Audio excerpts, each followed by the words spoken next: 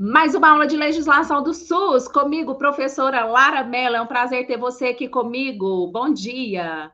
Hoje a nossa aula é em especial, aula de número 2. Nós vamos falar da Constituição Federal, em especial dos artigos 196 ao artigo 200. O meu nome é Lara Mello, eu sou enfermeira, eu sou advogada e vou ajudar você a conquistar a sua vaga, a mudar a sua vida. Nós vamos tirar o seu nome daqui, passar para cá.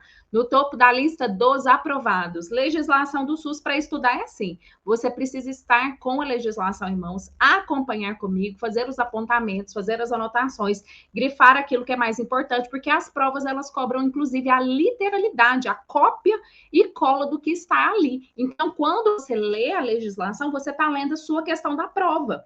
Você já está lendo a sua questão de prova. Então, é importantíssimo você ter o material em mãos e fazer as suas anotações, porque é questão de prova. E Constituição Federal é o básico, é o beabá da legislação do SUS. Então, vamos começar? Nessa aula de hoje, nós vamos abordar os seguintes assuntos. Vamos trabalhar a questão da universalidade da saúde no Brasil, que marcou o marco divisor é a Constituição Federal, que foi promulgada no ano de 1988, e por isso ela é um modelo includente da saúde, ela traz todo mundo para o acesso ao serviço de saúde.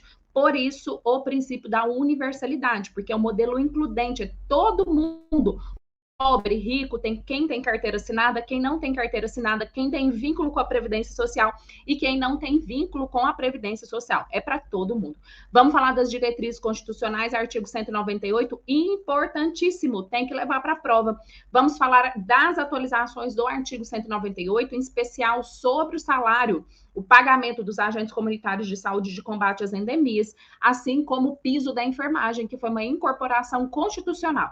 E vamos falar do campo de atuação do Sistema Único de Saúde, que está previsto no artigo 200. O rol do artigo 200 sempre cai em prova, sempre está nas provas. Então, vamos avançar? A saúde na Constituição Federal, de forma anotada e esquematizada nas apostilas digitais, você consegue acessar o material na íntegra para facilitar os seus estudos.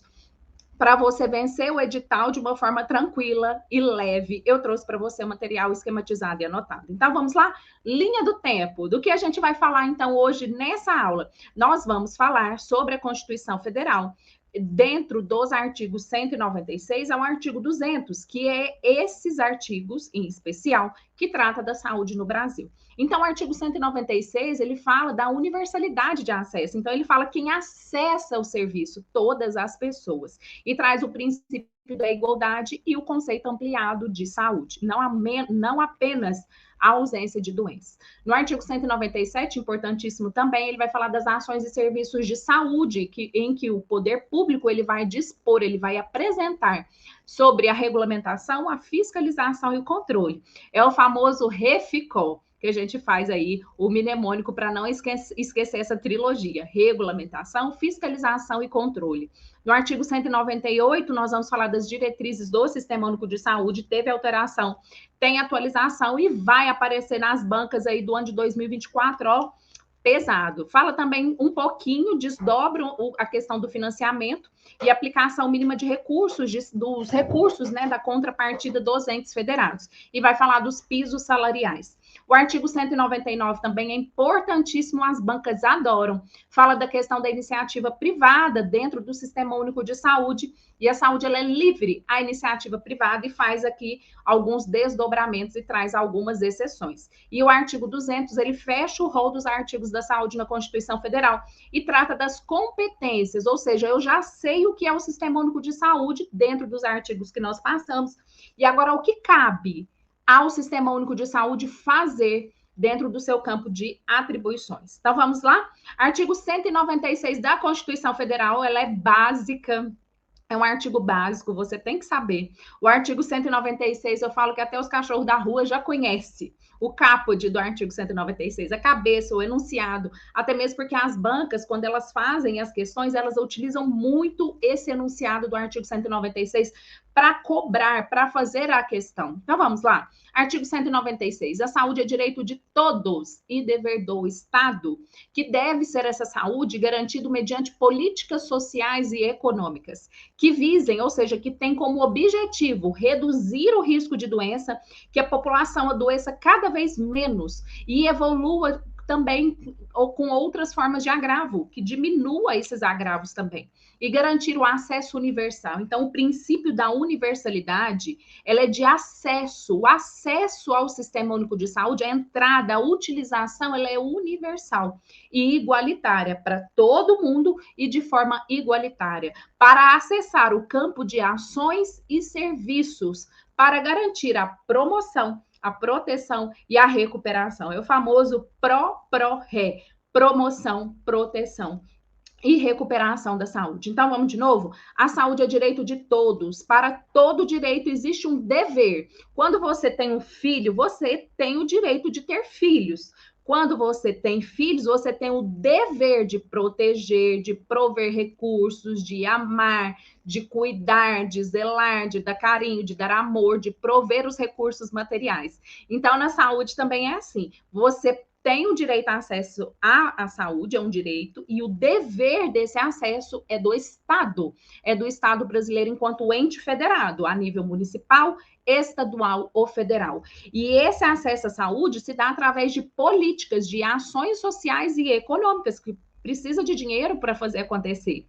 E tem como objetivo reduzir cada vez mais o adoecimento da população e de outros agravos. Ok? É o artigo 196, importantíssimo, precisa levar para a prova. É questão, assim, ou que vem no enunciado, ou que vem como uma questão cobrando a análise do artigo 196. Então, vamos para o 197. O 197 as bancas gostam de cobrar, porque ela costuma fazer uma confusão com o candidato, fazer as pegadinhas com o candidato. Artigo 197 da Constituição Federal. Vamos lá.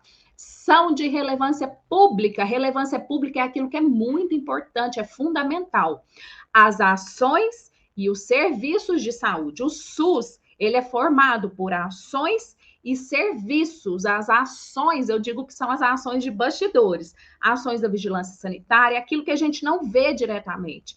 Ações da vigilância sanitária, vigilância epidemiológica, da saúde do trabalhador, da assistência farmacêutica, agora da saúde bucal. Então, as ações, você não escolhe diretamente em acessar ou não, elas existem. Quando você abre a torneira da sua casa e a água está potável para você utilizar para o consumo e para uso na sua casa, essa água potável tem campo de atuação do Sistema Único de Saúde. Já pensou se a água não tivesse um controle rigoroso e todo mundo utilizasse, a galera ia ficar doente. A água ela é utilizada, existe um controle através da vigilância sanitária, para garantir que não haja disseminação de doença e adoecimento da população. Então, isso é o campo de ações. Agora, o campo de serviços é quando você utiliza o posto de saúde, quando você vacina, quando você faz uma cirurgia, quando você utiliza o SAMU. Então, esses serviços, você escolhe acessar ou não. De saúde, cabendo ao poder público, porque a saúde é um direito e é um dever do poder público fazer acontecer. E o poder público vai dispor, vai apresentar nos termos da lei. Por que a Constituição Federal fala isso? Porque a Constituição Federal, ela é um documento que rege as normas gerais do país. Aí ela diz o seguinte, olha, eu sou a Constituição, eu garanto a saúde, mas precisa vir uma lei federal, vem lei, e nessa lei vai regulamentar, fiscalizar e controlar as ações e serviços de saúde. Quando eu digo regulamentação, fiscalização e controle, eu sempre dou um exemplo clássico. Se eu chegar para você hoje e falar assim, olha, escreve para mim uma redação. Escreve para mim uma redação. Você vai falar, ué, só isso? Mas uma redação sobre o quê? Qual tema? Quantas linhas? Que tipo de redação? Quanto tempo eu vou ter para fazer essa redação? Ficou vago, não ficou? Ficou vago. Agora, se eu disser para você assim, escreva para mim, por favor, uma redação, queridos alunos. Vocês têm 1 hora para escrever essa redação. É 30 linhas, é um texto dissertativo, argumentativo. Você vai escrever sobre a saúde na sua cidade, onde você mora. E eu estou aqui olhando vocês, não pode consultar. Vocês têm 1 hora, estou controlando no relógio. Viu que ficou diferente? Não ficou diferente do que só pedir para escrever uma redação? Então, a lei é assim, ela fala que existe o direito à saúde, mas só falar que existe o direito à saúde é pouco. Precisa de regulamentação, precisa de fiscalização e precisa de controle. E isso quem vai fazer é a lei, ok?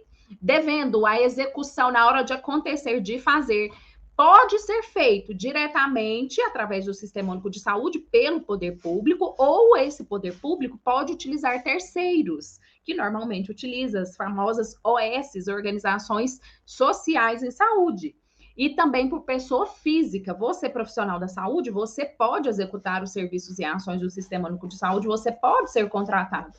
Enquanto pessoa física, você é um nutricionista, você é um psicólogo, você é um médico, você é um biomédico, você pode executar as ações do Sistema Único de Saúde. Normalmente são pessoas jurídicas, mas lembrando que cabe também pessoa física ou jurídica de direito privado.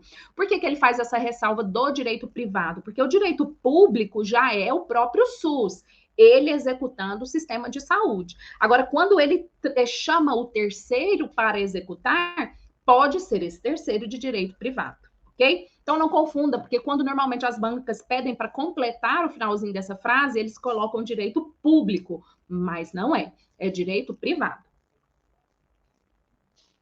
Ok? Vamos para o artigo 198, aqui, ó, pisca-alerta, questão de prova. Eu acredito que as bancas vão cobrar muito o artigo 198, porque tem muita atualização e ele já era muito importante por si só. Ele já era muito importante. Vamos lá? As ações e serviços públicos de saúde, ou seja, as ações e os serviços que compõem o Sistema Único de Saúde, as ações, vigilância sanitária, epidemiológica, saúde do trabalhador, assistência farmacêutica, saúde bucal, e os serviços, vacina, consulta, cirurgia, transplante, exames, tudo isso dos serviços públicos de saúde integram, ou seja, formam. Quando você soma tudo, se você pegar todas as ações dos serviços de saúde, você juntar, eles vão formar uma rede regionalizada. A rede regionalizada, ela utiliza o princípio da territorialidade para distribuir os serviços e as ações. Você olha numa cidade, num lugar está o hospital, no outro está o ambulatório, está a farmácia, aqui está o hospital, aqui é outra unidade de o CAPS, aqui é a atenção da UPA. Então, quando você pega todos os pontos e liga essas ações e serviços, forma uma rede regionalizada, pulverizada, distribuída como forma estratégica de organização do Sistema Único de Saúde. E ela será hierarquizada porque é um princípio de organização do Sistema Único de Saúde. Hierarquizada pressupõe que existe uma hierarquia entre os níveis de complexidade do serviço. Você começa lá na promoção e na proteção, na atenção básica. Você não resolve, você vai para a atenção secundária. Não resolveu, você vai para a atenção terciária. Organizado de acordo com as seguintes diretrizes. Questão de prova. Aqui é questão de prova. As diretrizes constitucionais despencam em prova. São diretrizes constitucionais, descentralização, atendimento integral ou integralidade e a participação da comunidade. Lembrando que participação da comunidade, ela é obrigatória para o Sistema Único de Saúde. Se não tiver participação da comunidade, não é SUS, não é Sistema Único de Saúde, ok? Então, vamos lá? Descentralização. Você tem uma coisa no centro. Quando você tira essa coisa do centro, você descentraliza. Quando você pega a administração político-administrativa do Sistema Único de Saúde e descentraliza, você pulveriza. Você distribui a administração do Sistema Único de Saúde. Você distribui para o município, distribui para o Estado e para o Distrito Federal e distribui para a União. Por quê? Antes da Constituição Federal, era centralizado político-administrativa a direção do sistema de saúde no Distrito Federal. Em Brasília, concentrado no governo federal, a administração. Após a Constituição Federal de 88, ela foi distribuída, ela foi descentralizada, a fim de garantir uma ênfase maior ao município, até mesmo porque as pessoas, o usuário, ele mora no município e a atenção tem que ser resolvida ali. O problema dele tem que ser resolvido ali. Então, a descentralização, ela garante uma ênfase para os municípios, tá? Então, essa descentralização com direção única ou controle único em cada esfera de governo garante a descentralização. Também é diretriz constitucional o atendimento integral ou integralidade, com prioridade. Prioridade é que não adoeça. Para não adoecer, nós vamos enfatizar as atividades preventivas.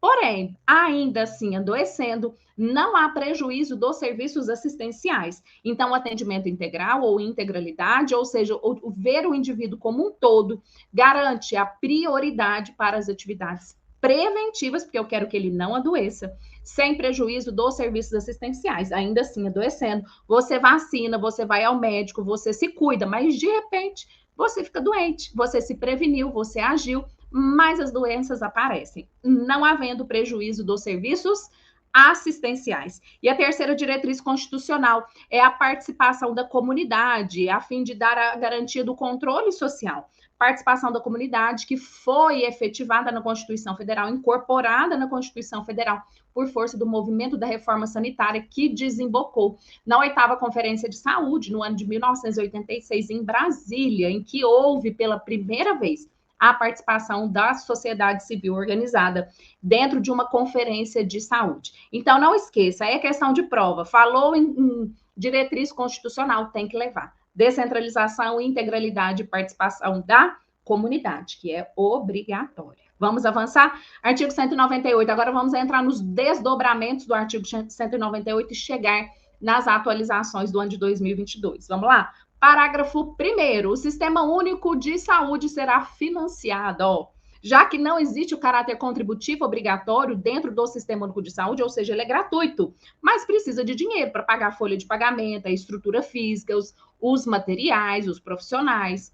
Então, esse Sistema Único de Saúde, ele será financiado nos termos do artigo 195, que fala das contribuições sociais. Fala da contribuição social do trabalhador, do empregador, dos concursos e prognósticos, assim como do importador. E garante que existe uma diversidade na base de financiamento, a fim de garantir uma pluralidade de fontes de financiamento, com recursos do orçamento da Seguridade Social. A Seguridade Social, ela abre o rol da ordem social no Brasil, na Constituição Federal, no artigo 193, mas é a partir do 194 que normalmente as bancas elas cobram o assunto da saúde. A Seguridade Social, ela é formada pela saúde, pela previdência e assistência, a fim de dar proteção, garantia, a segurança à sociedade. Aí, quando a gente estuda a Seguridade Social, agora a gente faz o quê? A gente pinça a saúde e estuda só ela, ok? Então, esse recurso vem, conforme o artigo da Seguridade Social, e também dinheiros que vêm da União, dos estados, do Distrito Federal e dos municípios, além de outras fontes. Além de outras fontes, você coloca embaixo no seu material para mim, por favor. Pluralidade de base de financiamento. Pluralidade de base de financiamento, ok?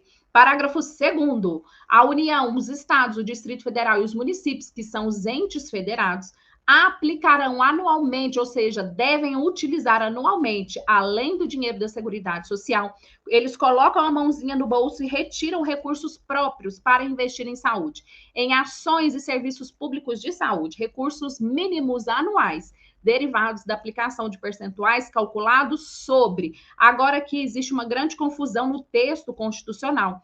E eu já deixo para você uma super dica, você que venha fazer parte do curso de intensivão de legislação do SUS, para você pegar essas dicas, para você não ficar estudando aquilo que não precisa. Não precisa sofrer, deixa que eu trabalho para você e você fica com a aprovação. Inciso número 1, no caso da União, ela deve anualmente aplicar recursos mínimos na saúde. A receita corrente líquida do respectivo exercício financeiro, não podendo ser inferior a 15%. Não podendo ser inferior a 15%. Então, anota essa super dica. Eu vou sair da tela, você vai printar essa tela para você.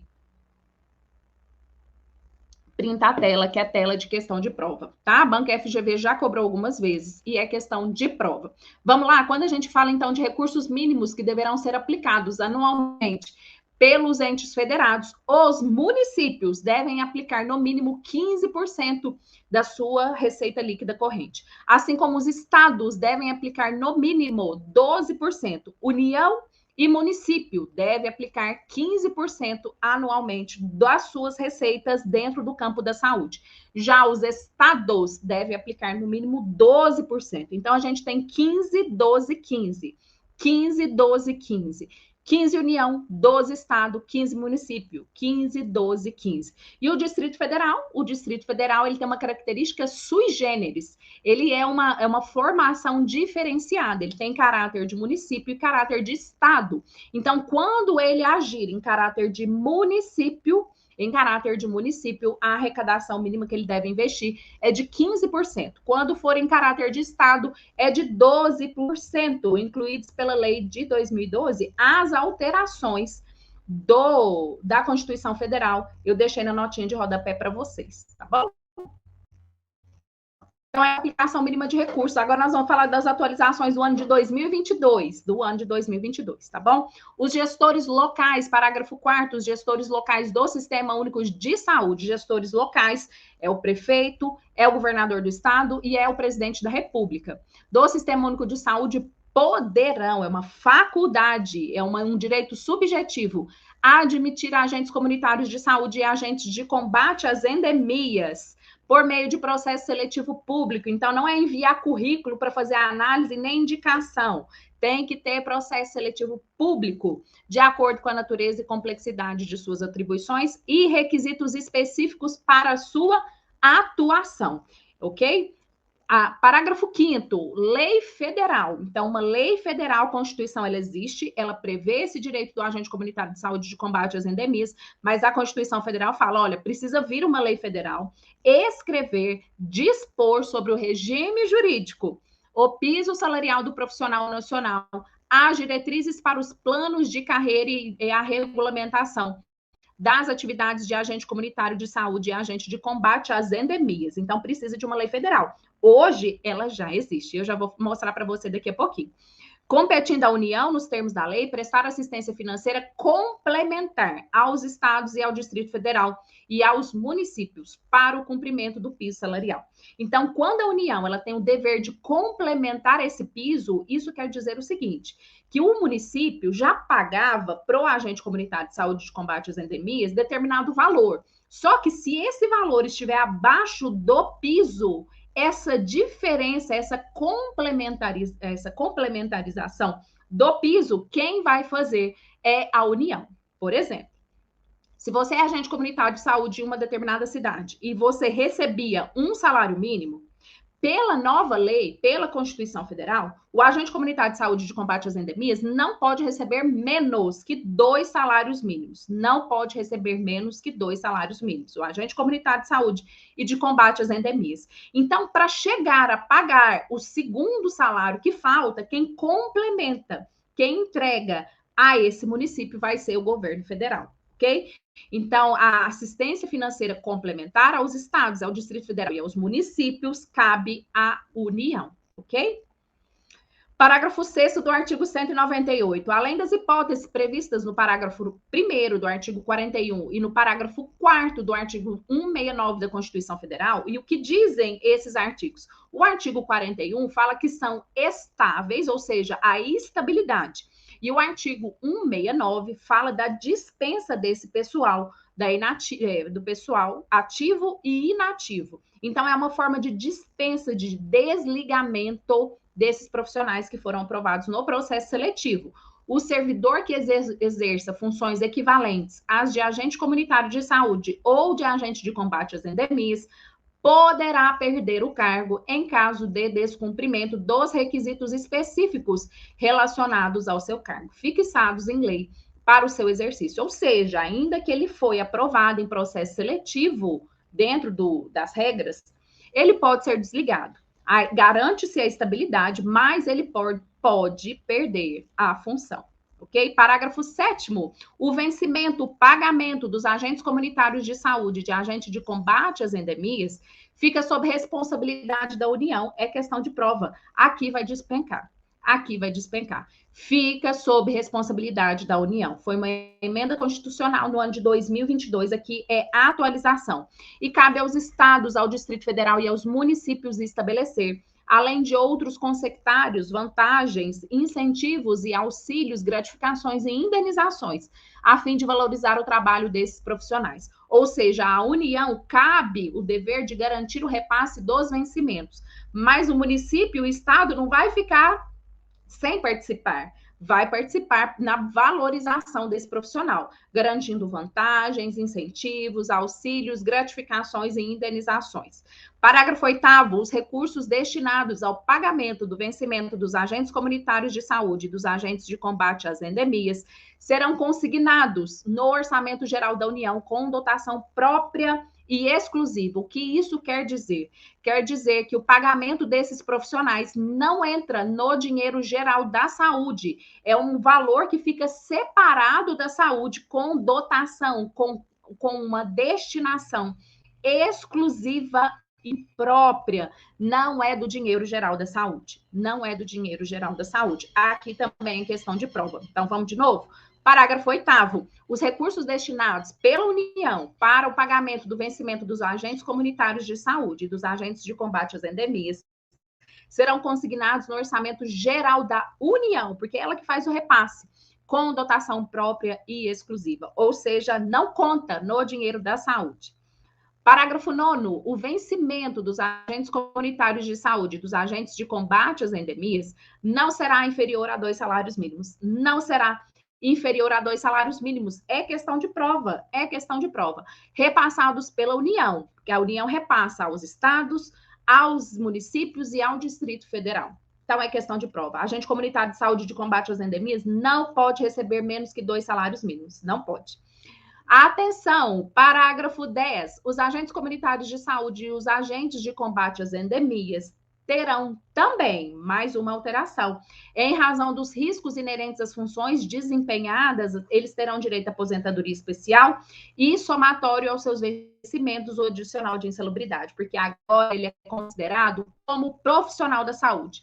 Ele é considerado profissional da saúde. Devido à sua exposição a agentes biológicos, ele tem direito à insalubridade, porque ele faz a conexão entre a casa do usuário e a unidade básica de saúde, o agente comunitário de saúde. O de combate às endemias, ele faz o controle do ambiente, ele faz o controle das casas. Quando tem epidemia, surtos de dengue em especial, a gente vê muito esse pessoal na rua. O ano todo eles trabalham, mas em especial, o combate do controle dos vetores no ambiente é feito pelo agente de combate às endemias, ok?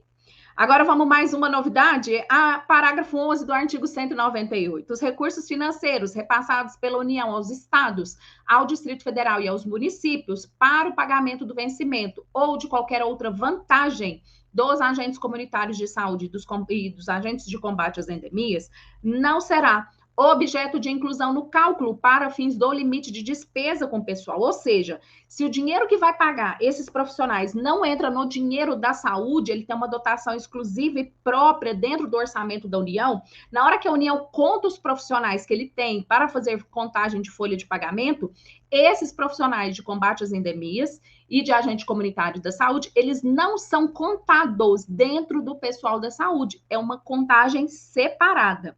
Ok? Aqui também é questão de prova. Agora vamos falar do piso da enfermagem. Quem aí é da enfermagem? Manifestem-se, por favor. Quem é da enfermagem? O piso da enfermagem está um auê. Quem já está recebendo o piso da enfermagem? Me conta. Onde você trabalha? Já está pagando o piso da enfermagem? Será? Parágrafo 12. Lei federal instituirá pisos salariais. Meu Deus, a alteração do ano de 2022, no finalzinho do ano de 2022. Então, a Constituição Federal fala, olha, tem que pagar o piso da enfermagem, mas precisa vir uma lei federal para escrever, para dispor as condições para esse pagamento. Então, uma lei federal, que hoje ela já existe, é a Lei 14.434, de 4 de agosto de 2022, que cabe aos profissionais nacionais em todo o território federal, para os enfermeiros, o técnico de enfermagem, o auxiliar de enfermagem e a parteira, que é o rol dos profissionais que compõem a equipe de enfermagem, assim está na lei do exercício profissional do enfermeiro, a serem observados por pessoas jurídicas de direito público e de direito privado, ou seja, todas as empresas que contratam profissionais de saúde, de enfermeiros, técnicos de enfermagem, auxiliar e parteira, devem cumprir as obrigações dispostas quanto ao piso salarial da enfermagem. Parágrafo 13. A União, os estados, o Distrito Federal e os municípios, ou seja, os entes federados, até o final do exercício financeiro, até o final do ano corrente em que for publicada A lei de que trata o parágrafo 12 desse artigo, e lembrando que a lei foi publicada em 4 de agosto de 2022.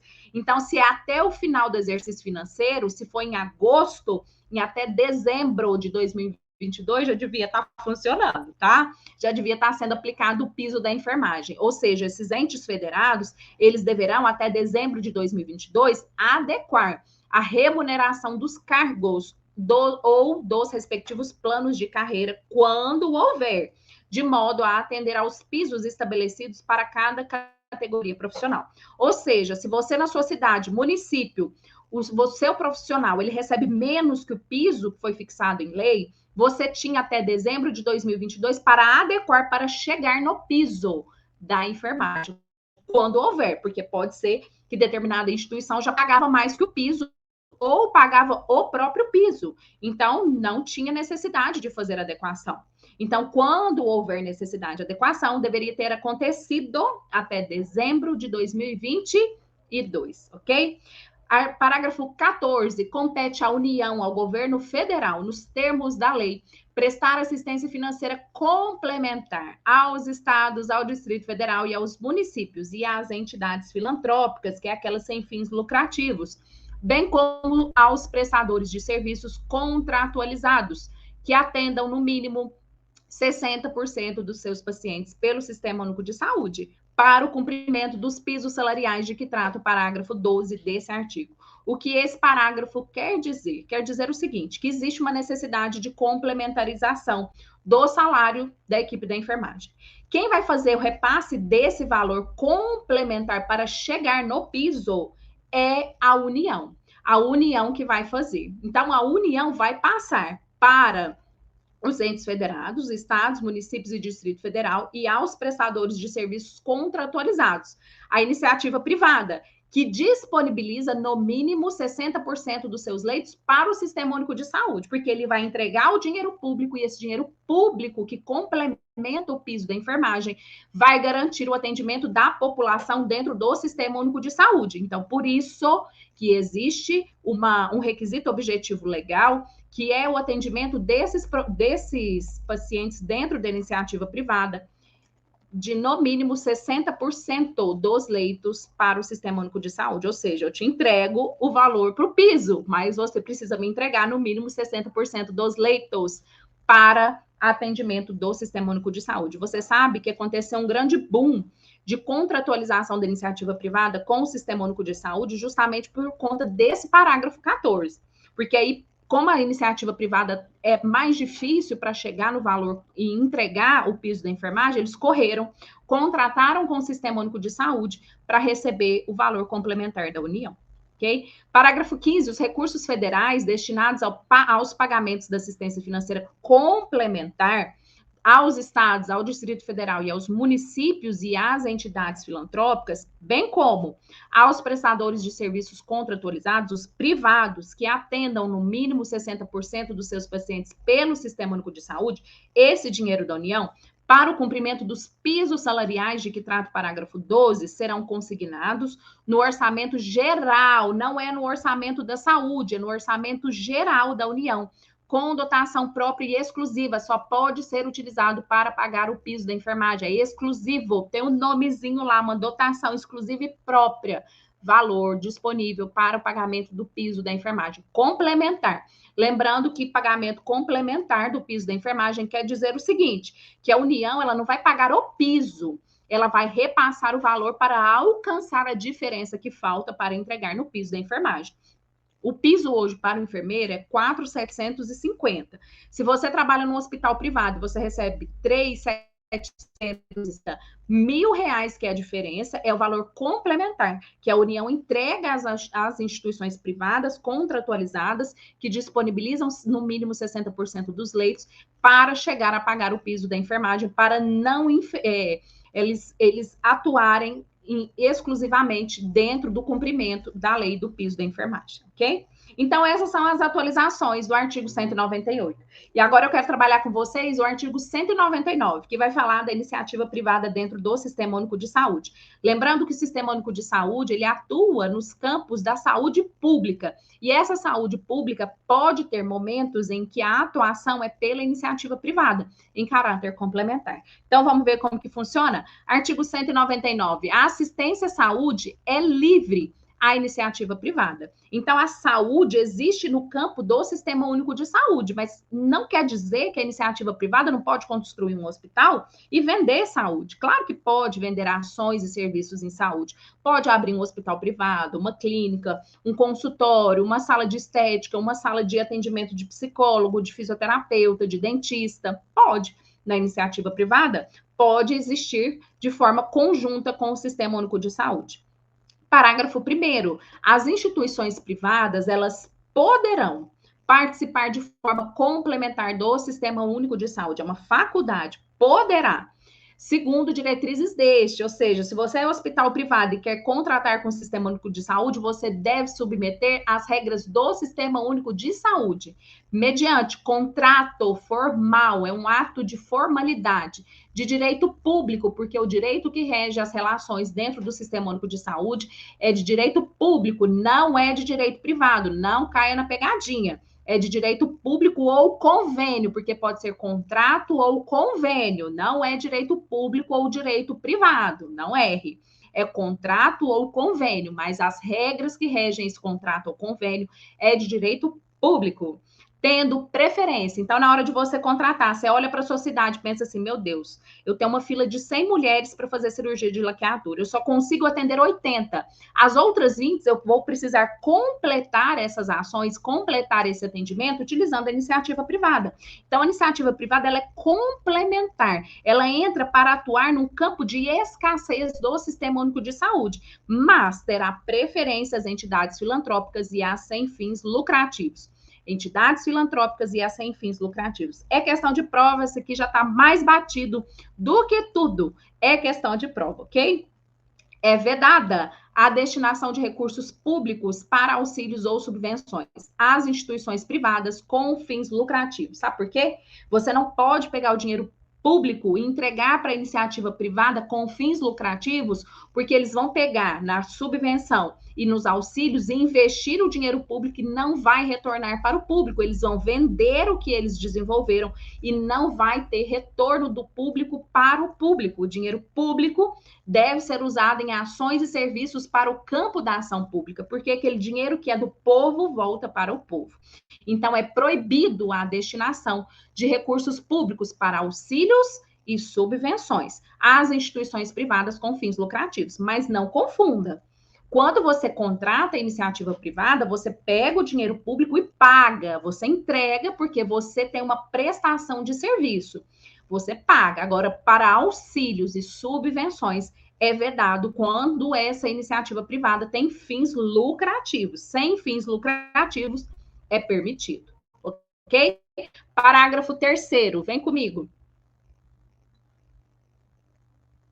É vedado, é proibida a participação direta ou indireta de empresas ou capitais estrangeiros na assistência à saúde no país, salvo, exceto nos casos previstos em lei. Quando a Constituição Federal ela foi promulgada, não havia uma lei ainda, lá em 1988, que fazia essa ressalva. Mas hoje nós já sabemos que essa lei já existe, que é a lei que foi promulgada em 1990, que é a Lei 8080, lá no Pará, no artigo 23, ela faz as ressalvas da exceção do parágrafo 3º do artigo 199. Então, em alguns casos, a iniciativa privada estrangeira pode ter atuação no Brasil. Então, quando a gente for ver a Lei 8080, a gente vai passar no artigo 23 e eu vou te mostrar essas ressalvas que são apresentadas pela Constituição Federal, tá bom? Parágrafo 4º, a lei disporá, uma lei federal disporá, sobre as condições e os requisitos que facilitem a remoção de órgãos, tecidos e substâncias humanas para fins de transplante, pesquisa e tratamento, bem como a coleta, processamento e transfusão de sangue, assim como seus derivados, sendo proibido, sendo vedado todo tipo de comercialização. Então, não pode no Brasil vender órgãos, não pode no Brasil vender tecidos, existe uma captação gratuita, voluntária das pessoas, você vai no Hemocentro fazer uma doação, é uma transfusão de sangue que a pessoa, o receptor, ele vai receber, você faz a doação em vida, do sangue. Existem algumas doações que podem ser em vida.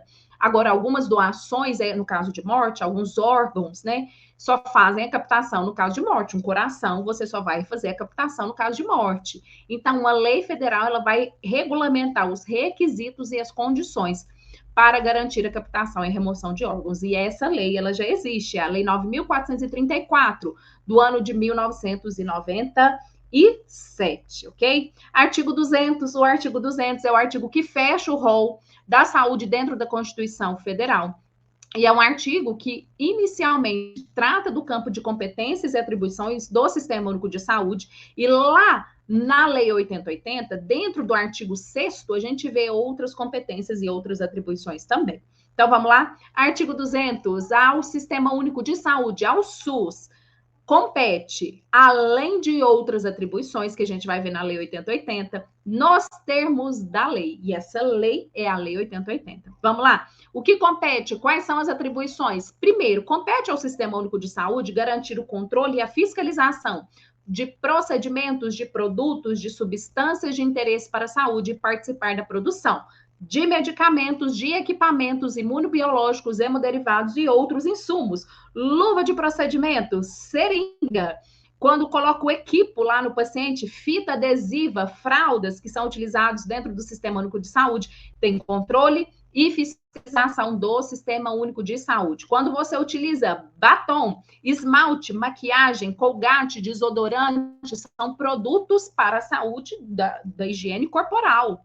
É para higiene corporal. Você pinta o cabelo, você utiliza produtos de interesse para a saúde. Vai passar um produto, uma tinta estragada no seu cabelo sem controle, sem qualidade, seu cabelo cai, vai dar uma dermatite, vai dar uma irritação, vai dar uma alergia, vai provocar problemas de saúde. E quem atua nesse campo de controle e fiscalização de produtos, procedimentos e substâncias de interesse para a saúde é o Sistema Único de Saúde, tá? No artigo do rol, do artigo 200. Inciso 2º, executar as ações de vigilância sanitária e epidemiológica, bem como as de saúde do trabalhador e também de saúde bucal, que foi a alteração na Lei 8080. Inciso 3º, também é campo de atribuição do Sistema Único de Saúde garantir a ordenação e a formação de recursos humanos na área da saúde. Você que estudou em hospital universitário, você sabe.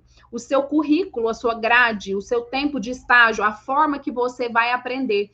Quem faz essa ordenação, esse controle desse fluxo, também é campo de atuação do Sistema Único de Saúde. Você que é médico, você que é enfermeiro, psicólogo, fisioterapeuta, da área técnica também, o seu estudo, a sua formação também tem interferência, tem atuação do Sistema Único de Saúde. Inciso 4, também compete ao Sistema Único de Saúde garantir a participação da formulação da política e da execução das ações de saneamento básico. Saneamento básico é uma ação intersetorial. Ela está casada, interligada com a saúde. Vai morar num lugar que não tem água e esgoto tratado. Meu Deus, vai ser doença o ano todo. Bebe uma água que não é tratada. Coloca seus dejetos, sua urina, suas fezes, seu lixo num lugar que não tem saneamento básico. Meu Deus, vai dar aquele auê, vai só dar doença. Inciso 5º, incrementar, desenvolver em sua área de atuação o desenvolvimento científico e tecnológico e a inovação. Cada vez mais as cirurgias estão sendo cada vez menos invasivas. Cirurgias robóticas à distância, procedimentos de raio-x cada vez melhores, procedimentos de imagem cada vez melhores. Inciso 6º, também é campo de atuação do Sistema Único de Saúde, fiscalizar e inspecionar alimentos. Todo mundo come, já pensou? Todo mundo vai no restaurante, todo mundo come em casa. Compreendido o controle do seu teor nutricional, bem como bebidas e águas para o consumo humano, né? Lembrando que quando a gente estuda a legislação do SUS, a gente precisa fazer o quê? desligar o botãozinho do mundo real, aquilo que acontece na realidade, que a gente vê os problemas acontecer, e ligar o botãozinho do mundo legal, do mundo das legalidades, da legislação. Então, por que eu falo isso? Porque se cabe ao Sistema Único de Saúde fiscalizar e inspecionar os alimentos, quando você vai no restaurante, por exemplo, você tem que comer alimentos que tenham controle de qualidade. Não pode estar vencido, reutilizado, reprocessado, compreendendo o seu teor nutricional. Se não pode vender qualquer coisa, qualquer lixo para o povo, fala para mim. Por que vende Coca-Cola? Por que vende bolacha recheada? Por que vende bala fine? Por que essas guloseimas estão espalhadas, liberadas e cada vez mais diferentes, coloridas? Farmácia, é no restaurante, é na padaria, onde a gente vai tem esse veneno, eu brinco que é veneno. Você tem veneno, Doritos, esses produtos ultra processados, será que realmente tem atuação do Sistema Único de Saúde? Né? Fica aí o ponto de interrogação para vocês. Então, vamos desligar o botãozinho do mundo real, ligar o botãozinho do mundo legal para a gente fazer a prova e ser aprovado, que é o que interessa. Bem como bebidas e águas para o consumo humano. A água, você vai comprar uma garrafinha de água em qualquer lugar, tem que ter controle de qualidade. Você vai comprar uma Coca-Cola, você vai comprar um suco de caixinha, uma água de coco, você vai comprar uma cerveja, não pode estar contaminada, não pode ficar doente, né? Aquela cerveja que deu problema que o pessoal bebeu, já pensou? Será que teve ali controle do Sistema Único de Saúde? Pode ser até que tenha havido controle, mas as falhas humanas acontecem, né? As falhas humanas acontecem. Inciso 7º, também cabe ao Sistema Único de Saúde participar do controle e fiscalização da produção, transporte, guarda e utilização de substâncias e produtos psicoativos, tóxicos e radioativos. Eu digo que aqui é o controle do Sistema Único de Saúde dentro dos produtos perigosos. Então, esses produtos perigosos que têm grande chance de causar problemas irreversíveis na saúde da população, também tem controle do Sistema Único de Saúde na participação de fiscalização, produção, transporte, guarda e utilização. Inciso 8º, colaborar na proteção do meio ambiente, nele compreendido do trabalho. Não esqueça, nele compreendido do trabalho. As primeiras relações de trabalho no Brasil, as primeiras indústrias, quando vieram, lá quando começou a Revolução Industrial na Inglaterra, depois da abolição da escravatura, em 1889, quando a abolição, 1888. A Revolução Industrial e os primeiros movimentos de industrialização no mundo, 1989, que inclusive forçou a abolição da escravatura no Brasil para aumentar o mercado consumidor dos produtos que eram produzidos na Europa. Então, precisava ter população produzindo, trabalhando, recebendo. A escravidão atrapalhava esse processo, porque as pessoas não produziam, não recebiam, não tinha mercado consumidor. Então, os primeiros locais de trabalho eram insalubres, não respeitavam idosos, gestantes, pessoas doentes, eram locais que, inclusive, adoeciam as pessoas. Então, o local onde você trabalha também está relacionado diretamente com a sua saúde. Então, quando fala colaborar na proteção do meio ambiente, é nele como um todo, inclusive nele compreendido o ambiente de trabalho, tá bom?